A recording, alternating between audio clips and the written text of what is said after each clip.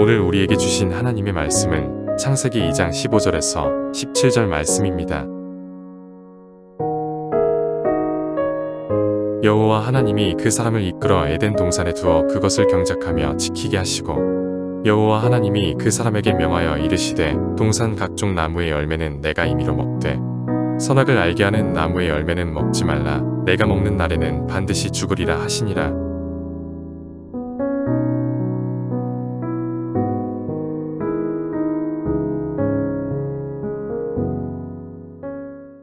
창세기 말씀을 보고 있습니다. 지난 시간에는 창조에 대한 이야기를 나눴는데요. 성도님들, 창조의 주인공이 누구였습니까? 사람이었죠. 창조의 클라이막스, 마지막 날 모든 것들을 만드시고 하나님께서 인간을 창조하셨습니다. 이 인간은요, 모든 창조의 핵심에 서 있는 중요한 존재임에 틀림이 없지요. 하지만 거기서 끝은 아닙니다. 인간이 중요하다 이러고 끝내면요, 세상에서 말하는 인본주의 사상과 크게 다르지 않습니다. 인간이 최고지, 인간이 모든 것에 우위에 서 있지, 이렇게 세상은 말하는데, 물론 인간이 중요합니다. 그런데 인간이 왜 중요한가? 그것은 창조의 목적이 알아야 하는 것입니다. 하나님께서 모든 것을 만드시고 일곱째 날에 무엇을 하셨습니까? 안식하셨죠.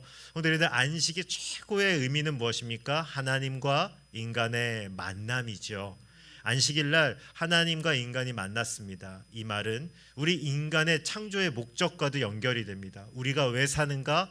하나님을 알기 위해, 하나님을 영화롭게 하고 그분을 즐거워하기 위해 산다라고 우리 신앙의 선배들은 얘기했는데, 그 가르침이 바로 여기에 있는 것입니다.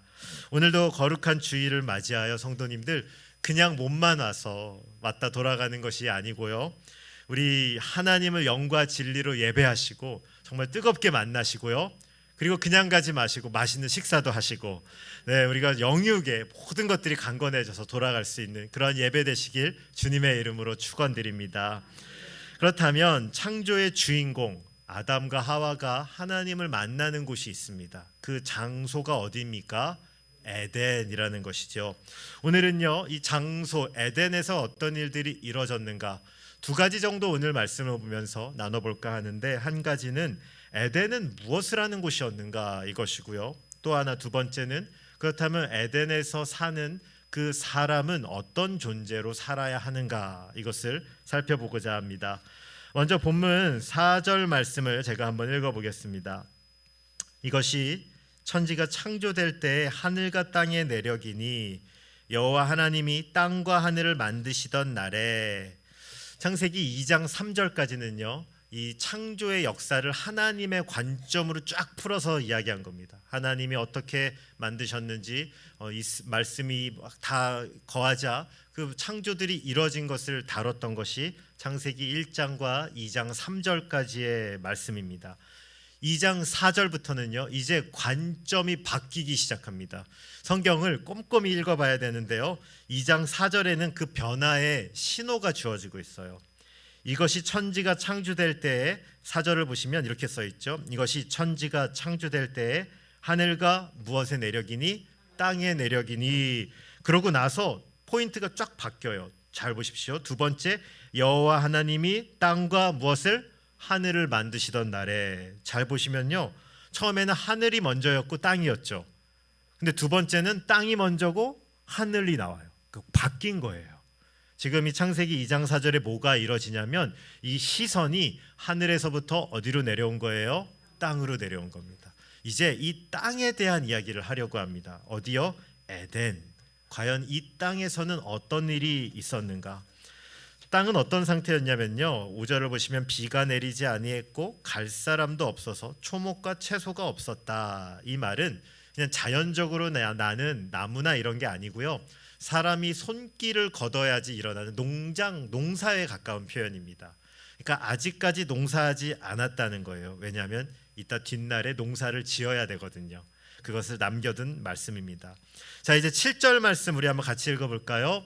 함께 읽겠습니다. 창세기 2장 7절 말씀 함께 읽겠습니다. 시작.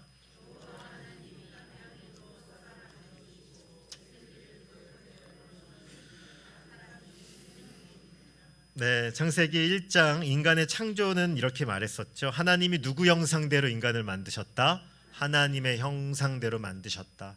우리 안에는 하나님의 형상이 있습니다. 사람이 특별하다. 사람만이 오직 유일하게 뭐 한다? 예배한다. 지난 시간에 말씀드렸죠. 예배하는 돼지 없어요. 네, 예배하는 소 없습니다. 오직 인간만이 하나님을 향한 이 갈망이 있습니다. 하나님을 향한 갈구가 있어요. 그래서 우리가 예배하는 거죠. 세상에 많은 것들이 다 갖춰지면 잘 살 것 같습니까? 그렇지 않습니다. 모든 것을 다 가진 사람도요, 하나님이 채워지지 않으면 공허함을 느끼게 되죠. 오늘 2장을 우리가 주목해 봐야 되는데, 우리가 무엇으로 지어졌는가? 그런데요, 하나님의 형상을 닮은 우리가요, 하나님이 땅에 무엇으로 사람을 지으셨다? 흙으로 지었다. 이렇게 되어 있습니다. 실은 성도님들, 우리가 아무리 뛰어나 보여도 어디서 왔다? 흙에서 왔습니다. 이 사람이라는 말의 히브리어가요, 실은 아담이에요, 성도님들. 그래서 우리는 아담이잖아요. 이게 뭔 말이지 하는데, 실은 구약 성경 히브리어 원어를 보면 사람이 있고 아담이 똑같은 단어가 써 있어요. 그러니까 문맥에서 이거는 사람이 쓰이면 아담이고요, 같은 아담인데 진짜 아담, 고유명사 아담이 쓰일 땐 아담으로 번역한 거예요. 아담이 사람인 이유를 아시겠죠? 그런데 이 아담이 또 그냥 나온 게 아닙니다. 우리 한자 같은 걸 보면 어원이 있잖아요, 성도님들. 이름을 보면 다 한자의 뜻이 있는데, 아담이라는 이름이 실제로는 아다마라는 단어에서 왔습니다. 근데 이 아다마라는 히브리어가 뭐냐? 흙이에요, 이 어원이. 그리고 흙이면 조금 우아하게 번역한 거고요, 조금 그냥 평범하게 번역하자면 먼지, 티끌, 이게 아담입니다. 우리는 어디서 왔는가? 티끌에서 만들어진 아다마가 아담이 된 거예요. 흙이 사람이 된 겁니다. 여기 한 가지 메시지가 있습니다. 우리는 실은 생명이 없는 존재입니다, 성도님들. 흙은 무엇이 들어가야지 생명이 납니까? 그 흙에 씨앗이 들어가야죠. 그럼 그 흙에서 이제 뭔가 자라나지 않습니까? 하나님이 심겨야 됩니다. 흙인 우리에게 하나님께서 최초에 하나님의 형상을 넣으신 거죠. 그래서 우리가 하나님을 닮은 존재로 살아가게 하셨습니다. 그런데 하나님께서 죄인으로 정령 죽으리라 라고 말씀하셨듯이 우리가 죄를 짓는 순간 하나님과 단절이 생깁니다. 성도님들, 그 흔적이 뭐냐면요, 우리는 서서히 어떻게 되시죠? 죽어간다니까 좀 센데, 늙어가시고, 네, 좀 달라지시고, 주름도 생기시고, 시간이 지날수록 하나님을 잃어버렸기에 그 흔적이 우리 안에 나타나는 것이죠.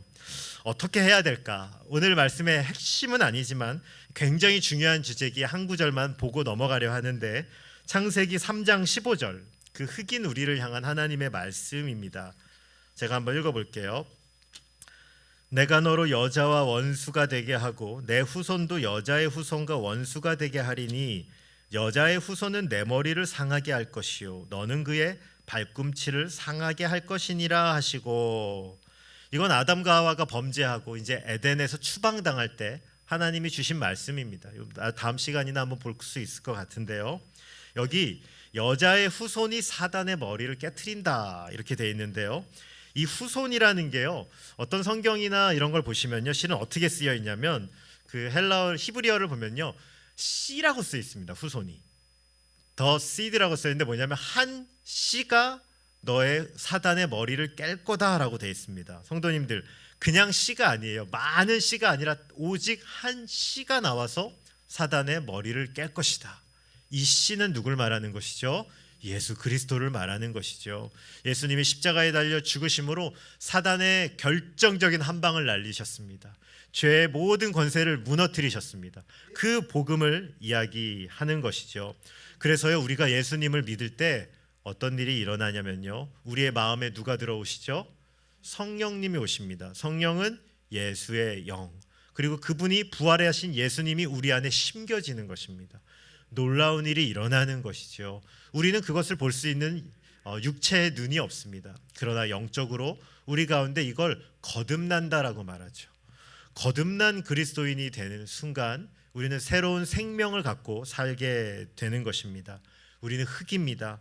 그러나 그 흙에 불과한 우리 가운데 그리스도가 심겨지면 참된 영생의 생명이 일어나는 것이지요. 오늘 예배하시는 저와 여러분 모든 성도님들 심령 가운데 다른 어떤 것들이 아니라 예수님이 우리 마음 가운데 살아있길 소망합니다. 예수님의 복음이 우리 가운데 살아있으시면요, 이 땅에 아무리 실패해도 성공한 것입니다. 복음이 우리 안에 일하고 역사하는 것이죠. 제가 아는 분이요, 그 어른 목사님이 항상 말씀하시는 게 있어요. 그게 뭐냐면 나이가 드니까 다 비슷해지더라. 젊었을 때는 잘난 사람도 있는 것 같고 이쁜 사람, 뭐 멋있는 사람, 힘센 사람 다 있어 보였는데 70 넘고 80 넘고 한 90 돼 보니까 다 비슷해지더라. 남자도 여자 같아지고 여성 호르몬이 막 나오지 않습니까? 여자도 네 같아지고 셌던 힘도 빠지고 외모도 비슷해지더라. 외모의 평준화 90쯤 되니까 다 비슷하더라. 이렇게 이렇게 결혼하고 이럴 때는 다 이렇게 막 너무 멋있고 다 이랬는데 다 시간이 지나니까 다 비슷해지더라. 우리가 흙이라서 다 비슷하게 겸손하게 만드시는 것 같아요. 우리 시간이 지나며 하나님이 우리를 이렇게 만드십니다. 그런데 성도님들, 예수님을 안 믿는 사람에게 죽음은 저주지만 예수님을 믿는 사람에게 죽음은 축복인 거 아십니까? 우리 가운데 새 생명이 있기 때문에 절대로 실망하지 않고 낙심하지 않고 우리는 이 땅을 사는 것입니다. 때로는 좀 실망될 때 있으시죠? 아프시고 또 연약하고 이럴 때마다 마음이 좀 무겁지만 그러나 우리는 부활의 열매 되시는 그분이 내 안에 심겨 있습니다. 이것들을 의지하고 이 땅을 사는 우리가 되면 좋겠습니다. 오늘 8절과 9절 말씀 한번 제가 읽어보겠습니다. 여호와 하나님이 동방의 에덴을 동산에 창설하시고 그 지으신 사람을 거기 두시니라. 여호와 하나님이 그 땅에서 보기에 아름답고 먹기에 좋은 나무가 나게 하시니 동산 가운데. 이제부터 에덴을 보려고 하는데요, 에덴은 어떤 일이 있었는가라는 것입니다. 많은 신학자들이 이제 최근에 더 많이 책이 나오고 있는데 뭐냐면 에덴은요, 성전이라는 겁니다. 에덴은 하나님을 예배하는 곳이었습니다. 에덴은요, 다른 곳이 아니라 하나님을 만나는 거룩한 예배 장소였던 것이죠. 창세기 3장 8절에는요, 그 하나님의 임재를 이렇게 설명하거든요. 제가 한번 읽어볼게요. 그들이 그날 바람이 불 때 동산에 거니시는 여호와 하나님의 소리를 듣고, 여기까지만 볼게요. 여기 보시면 동산에 거니시는 이렇게 써 있는 단어가 있습니다. 이게 많이 나오는 단어가 아니에요. 이 구약 성경에 이 거니시는 이 단어가 어디에 쓰이냐면요, 그 성전에 임재하는 하나님을 말할 때 이 단어가 쓰입니다. 사무엘하 7장 6절입니다. 제가 한번 읽어볼게요. 내가 이스라엘 자손을 애굽에서 인도하여 내던 날부터 오늘까지 집에 살지 아니하고 장막과 성막 안에서 다녔나니. 여기 이 사무엘하 7장에는요, 하나님의 임재를요 내가 성막에서 다녔다라고 되어 있습니다. 이게 미트말렉이라고 써 있는 특별한 히브리어인데요, 많이 쓰이지 않습니다. 성경에 많이 쓰이지 않는데 하나님의 임재를 말할 때 이 단어가 쓰입니다. 이 창세기 에덴에 하나님의 임재가 있었고 성전에도 하나님의 임재가 있었다는 것이죠. 또 이 오늘 10절부터 14절 10절 한 번만 읽으려고 그러는데요, 에덴에서 특별한 일이 일어나요. 에덴에 뭐가 흐르냐면요, 강물이 흐릅니다. 10절 보시면 강이 에덴에서 흘러나와 동산을 적시고 거기서부터 갈라져 내 근원이 되었으니. 그러니까 에덴에서 강이 쭉 흘러서요 동산을 적십니다. 성도님들, 우리는 에덴 동산 이렇게 하나로 알고 있는데 실제로는 에덴이 먼저 있고요, 동산이 에덴을 둘러싸고 있어요. 그래서 이거를 많은 사람들은 에덴이 성전으로 말하면 지성소, 그리고 동산은 그 에덴을 둘러싼 성소의 바깥을 말한다라고 말합니다. 그래서 에스겔 47장 1절과 2절을 보면 이 성전의 환상을 보는데 거기에 뭐가 흐르는지 제가 읽어보겠습니다. 그가 나를 데리고 성전 문에 이르시니 성전의 앞면이 동쪽을 향하였는데 그 문지방 밑에 물이 나와 동쪽으로 흐르다가 성전 오른쪽 제단 남쪽으로 흘러내리더라. 오늘 에스겔의 환상인데요, 이 장면을 보시면 에덴 동산하고 흡사하다는 걸 알 수 있어요. 강물이 흘러가지고 막 적시는 겁니다. 에이 목사님 너무 짜맞추시는 거 아니에요? 라고 하실까봐 한 구절 더 가져왔습니다. 계시록 22장 이건 정말 결정적이죠. 계시록 21장과 22장을 보시면요, 창세기 1장, 2장하고 완전 판백입니다. 그러니까 이건요, 의도해서 쓴 겁니다. 제가 계시록 22장 1절과 2절을 읽어보겠습니다. 또 그가 수정같이 맑은 생명수의 강을 내게 보이시니 하나님과 및 어린 양의 보좌로부터 나와서 길 가운데로 흐르더라. 강 좌우에 생명나무가 있어 12가지 열매를 달되. 성도님들, 이 마지막 날 새하늘과 새 땅이 일어나는데 성전이 보이는데 물이 흘러요. 그리고 이 성전에는 무슨 나무가 있어요? 생명나무가 있습니다. 이건요, 창세기를 그대로 가져온 거예요. 생명나무가 그대로 나오면서 이 창세기에 나오는 이것이 새하늘과 새 땅, 마지막 날 성전과 연결되어 있다는 것을 우리에게 보여주는 것이죠. 그런데 이것이 우리에게 중요한 것입니다. 에덴은 무엇을 하는 곳이었다? 에덴은 최초의 성전이었습니다. 에덴은 하나님을 예배하는 곳이었습니다. 에덴은 에덴에서 하나님을 만나고 그분을 누리는 곳이었습니다. 그렇다면 오늘 제가 정말 중요한 주제는 이것입니다. 그렇다면 그 하나님을 만나는 에덴에서 인간은 어떤 삶을 살아야 했는가, 이것입니다. 우리 오늘 본문 15절 말씀 한번 같이 읽어볼까요? 함께 읽겠습니다. 시작.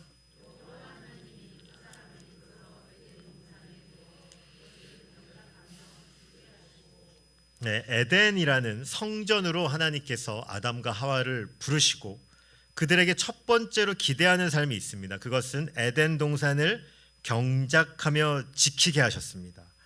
성도님들, 하나님께서 우리 인간에게 기대하는 첫 번째가 있습니다. 그게 뭐냐면 우리를 향한 사명이 있어요. 하나님께서 우리에게 맡겨주신 일이 있다는 것입니다.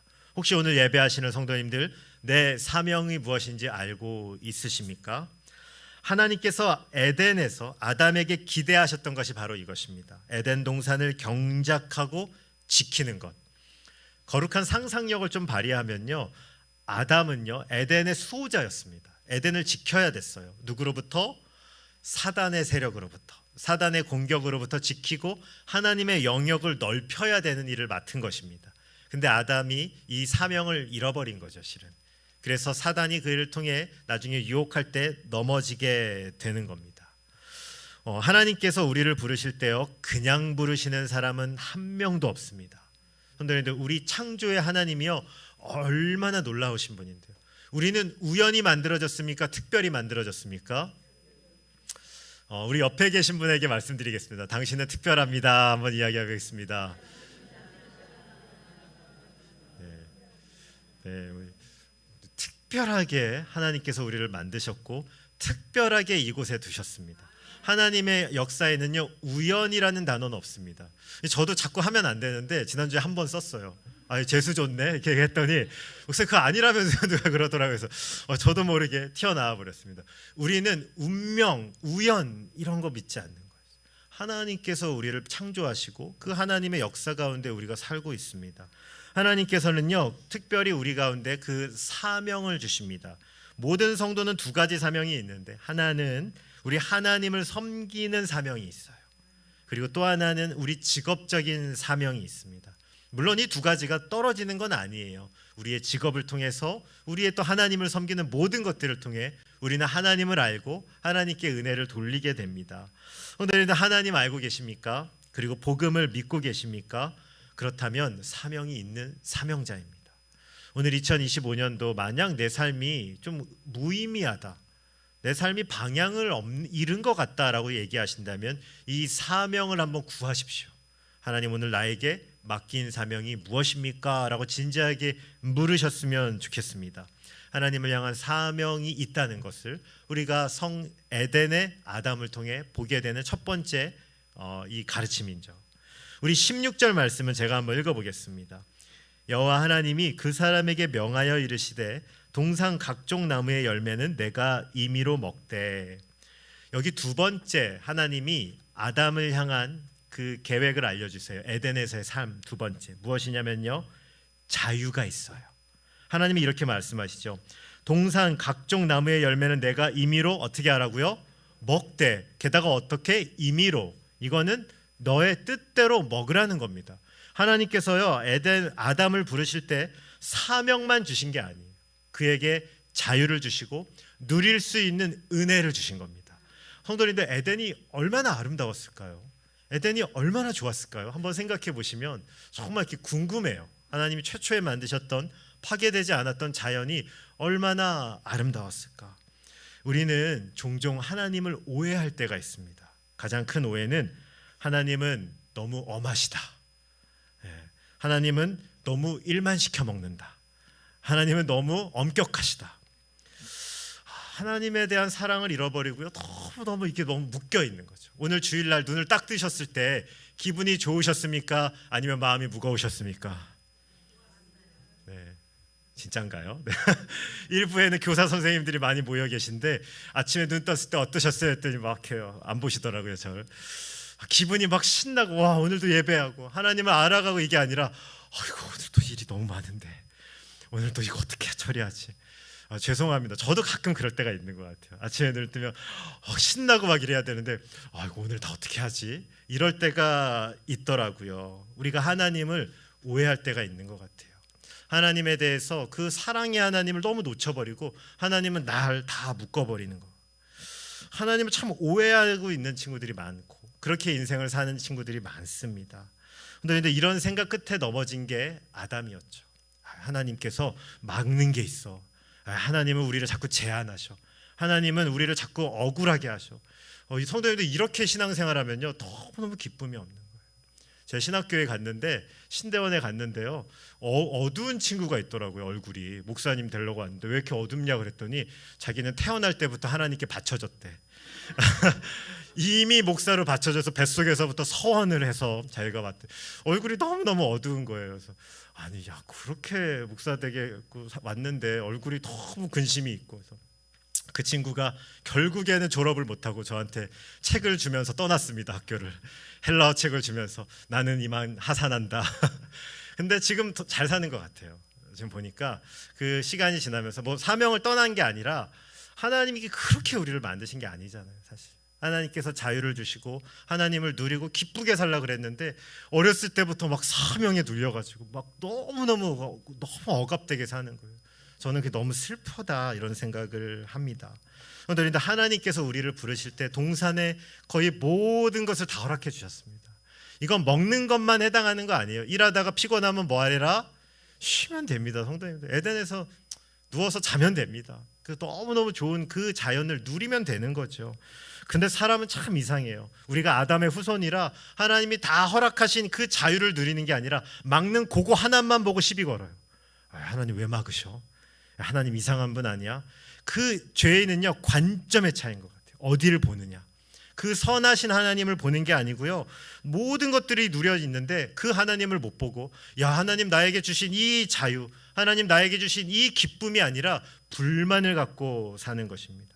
가끔 이런 분들도 계셔요. 은혜 받았다고 세속의 모든 걸 끊겠다. 목사님 저는 다 끊었습니다. 가끔 무서워요. 그런 분들이 오시면. 그래서 전 텔레비전 버렸습니다. 뭐 이러면서 스마트폰은 보시던데요. 네. 그리고 영화도 안 보겠습니다. 음악도 안 듣겠습니다. 예전에 90년대는요 막 카세트 테이프, CD 막 망치로 깨고 막 그랬던 것 같아요. 근데 무엇이냐면 그걸 하면서 기쁘면 되는데 그게 아니에요. 마음속으로는 하나님 때문에 다 포기했어.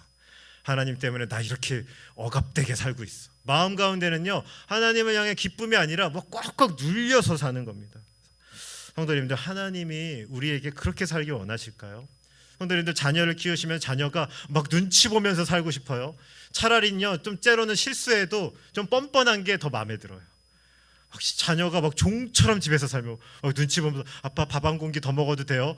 그럼 얼마나 속상해요. 얘가 그렇게 내가 사는 게 아닌데. 우리 하나님과 그렇게 살고 있지 않습니까? 이제 주일날 예배 와서 잘못한 것만 고백하고 있지 않으세요? 회개기도 일단 불안하니까 신고하고 일단 잘못한 것만 털어놓고 가자.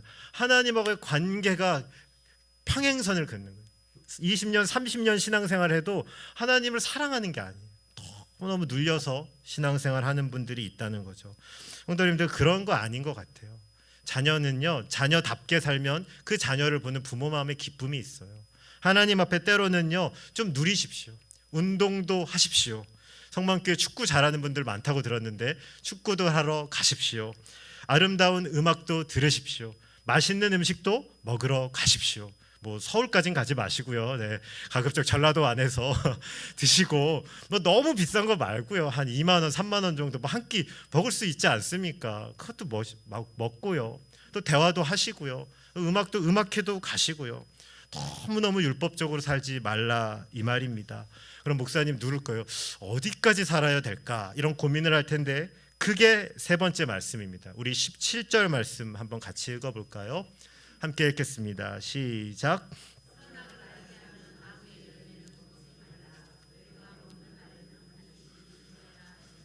네, 두 번째가요. 자유에 관한 그 자녀에게 주신 자유의 권세였다면 세 번째는요. 반대의 이야기를 하세요. 말씀, 율법을 주십니다.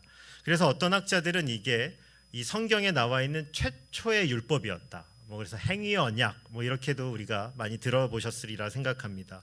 선악을 알게 하는 나무의 열매는 어떻게 알아? 먹지 말라.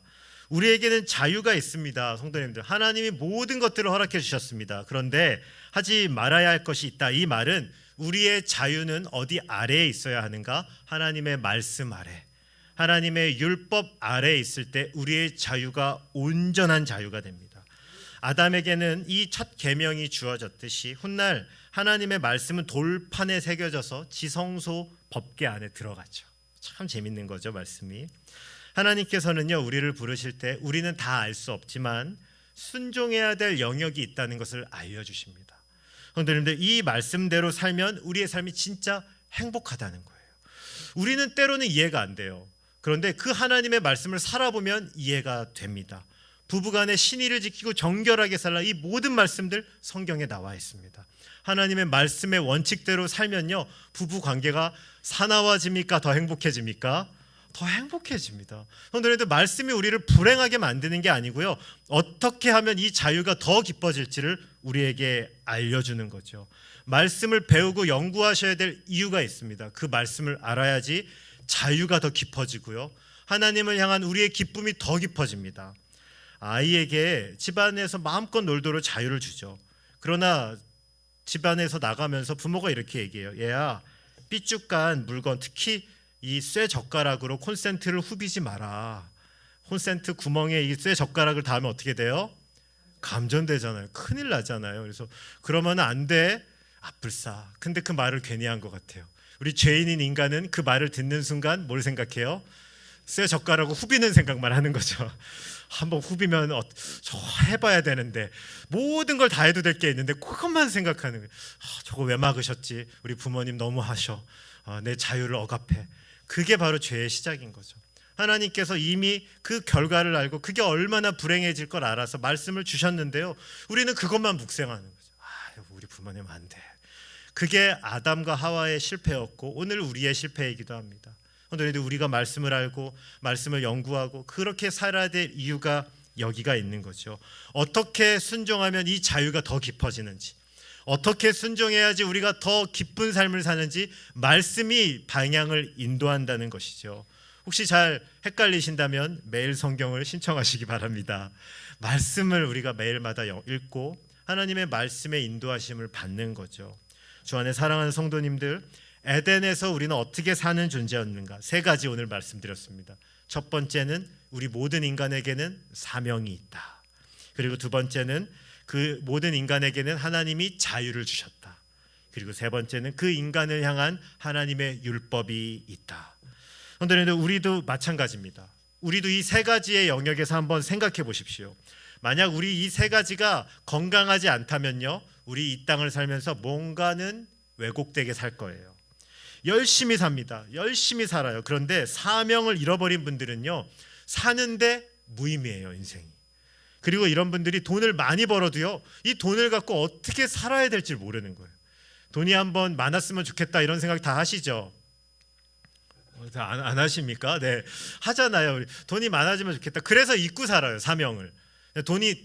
돈을 위해서 열심히 사니까 그걸 자꾸 잊고 살아요. 근데 간혹 정말로 많은 돈들이 생기던 분들도 있더라고요, 성도님들 중에. 근데 그러고 나니까 공허해지는 거예요. 왜 살았지? 그냥 그동안 월급 벌고 그냥 먹고 살려고 살았는데 갑자기 많은 돈이 막 주어진 분들이 있더라고요, 성도님들 중에. 근데 사명을 모르니까 삶이 이상해지는 거예요. 삶이 무너져 버리는 거예요. 돈이 그의 삶을 행복하게 만드는 게 아니라 일시에 무너뜨리더라고요. 사명을 점검하셔야 됩니다. 성도님들, 또 자유가 우리 가운데 잘 없다면 신앙생활 하면서 기쁨이 없는 거예요. 예배 오는데 하나님이 너무 사랑스럽지가 않은 거예요. 너무 눌려 사는 것이죠. 성도님들, 잘 살펴보십시오. 내 삶에는 지금 무엇이 부족한가? 내 삶은 지금 어디가 조금 왜곡되어 있는가? 이 세 가지 영역에서 내 삶을 한번 점검해 볼 필요가 있다는 것입니다. 그때 우리의 삶에 무엇이 나온다? 기쁨이 나옵니다. 예배에 올 때 기쁨이 나오고요, 다른 사람을 볼 때 사랑이 흐르게 됩니다. 오늘 이 세 영역에서 나를 점검할 수 있는 저와 여러분 되시길 주님의 이름으로 축원드립니다. 이제 정리합니다. 에덴은 성전의 원형입니다. 에덴에서 아담처럼 오늘 우리도 예배자로 살도록 부름받았습니다. 그 아담을 향한 하나님의 세 가지 가르침이 있었죠. 사명, 자유, 율법이 있었다는 것을 기억하며 오늘 우리의 인생도 한번 이 차원에서 점검해 보셨으면 좋겠습니다. 오늘 돌아가시면서 식사하시면서 또 아니면 가족들과 함께 한번 나눠보셨으면 좋겠어요. 배우자와 함께, 또 자녀분들과 함께, 또 아니면 부모님과 함께, 내 삶에는 이게 좀 부족한 것 같아, 내 삶에는 이게 좀 없는 것 같아, 함께 진지하게 한번 나눠보십시오. 그리고 우리 가정을 향한 사명도 한번 생각해 보십시오. 성도님들, 이게 중요합니다. 가정도 사명이 있습니다. 하나님이 그 가정을 세우신 이유가 있습니다. 그것들을 함께 나누고 함께 그 목적을 향해 갈 때 우리 안에 참된 방향으로 나아갈 수 있는 것이죠. 오늘 사명과 자유와 말씀 안에 하나님께서 우리에게 맡기신 에덴을 잘 경작하셨으면 좋겠습니다.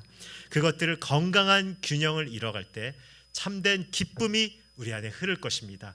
2025년 신앙생활, 한 번뿐인 신앙생활 대충 하지 마십시다, 성도님들. 그리고 좀 재미없게 하지 않았으면 좋겠습니다. 신앙생활 할 때 사명을 알아야지 재미가 있죠. 자유를 알아야지 재미가 있죠.